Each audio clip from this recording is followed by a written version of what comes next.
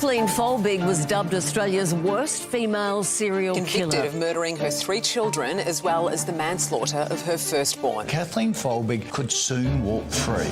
Kathleen has always denied killing her 4 children. Police alleged she smothered Caleb, Patrick, Sarah and Laura between 1989 and 1999. Kathy, did you kill Caleb? No. Did you kill Patrick? No. In recent months, an inquiry has been looking at the possibility Kathleen was telling the truth. Tracy Chapman has never doubted her friend's innocence. I've been accused of having blind faith over the years, and maybe initially I did because I just couldn't see my friend was that person. Do you remember when she fell pregnant with Caleb? Yeah, I do. When she had Caleb, she was just so happy. She loved him so much. It was a few days after I'd actually met him that he passed away. Yeah, incredibly sad. Kathleen was criticised for not grieving like a mother should, similarly to the way Lindy Chamberlain was criticised.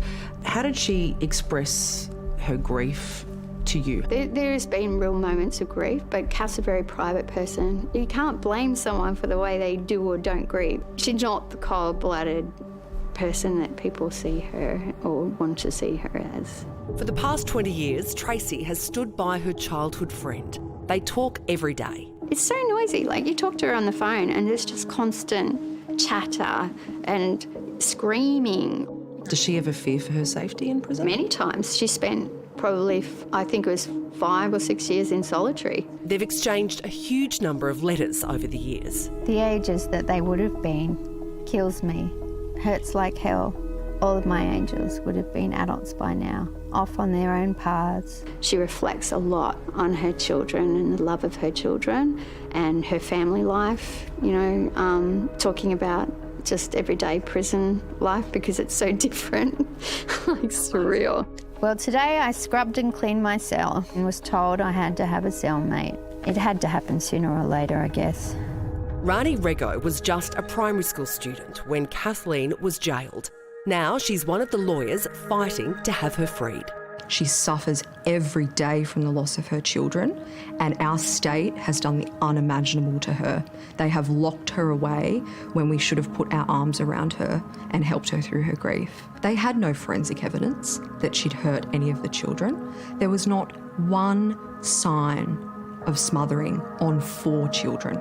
More than 100 scientists and medical professionals have signed a recent petition calling for Kathleen's release, after new scientific evidence suggested her children may have died from natural causes.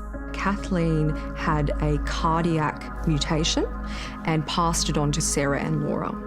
It basically causes the heart to stop. Those children all had strong, plausible cause of death diagnosis since they died, yet the system did not want to listen to that. They preferred to run a suspicious emotive line that 4 children and a family can't die. What key evidence did the prosecution use to convict Kathleen? The prosecution did focus on the diaries of Kathleen Folbigg, but not the full diaries, just cherry-picked entries that they thought suited their narrative of a serial killer. In one diary entry, for example, she wrote of her daughter Laura, "I knew I was short-tempered and cruel sometimes to her, and she left with a bit of help." They're extracts out of broader entries. It was a brain dump. She always said that. To have that weaponised is the most offensive thing. The latest inquiry heard Kathleen's diaries couldn't be relied on as admissions of guilt. According to a number of experts, they could instead be interpreted as a grieving mum's way of coping. The fact is she did feel down. It didn't make her a killer though. For the first time since her arrest in 2001, prosecutors have conceded there is reasonable doubt over her guilt. On the whole of the body of evidence before this inquiry, there is a reasonable doubt as to Ms Folbigg's guilt. And when she'd heard that finally there's reasonable doubt over her conviction, tears of relief. Yep, absolutely. How is your friend still standing after losing 4 children? Because she knows she didn't do it. She's always said to me, I didn't damn well do this. I'm going to stand up and just stare it in the face and just say, I did not do this. I will not concede. The latest inquiry is expected to release its report at any moment. and hopes are high that after 20 years behind bars, Kathleen Folbigg's release could be imminent. Kathleen should be released within the next hour. And that power and that responsibility lies with the New South Wales Attorney General, Michael Daly, and the Premier, Mr Minns. I mean, it'd be really nice if Mr Daly would just pull his finger out and actually let her come home. He could do that anytime. Tracy has set up an apartment where Kathleen can live and is making preparations to welcome her friend home. Steak's ready, she wants a bath, and she loves dogs. She can't wait to go and, play with the dogs out in the yard. What do you hope for Kathleen's future?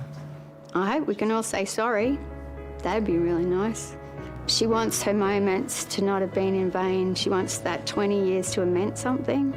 She wants the Criminal Cases Review Commission, just like I do. This is not going to happen to anyone else.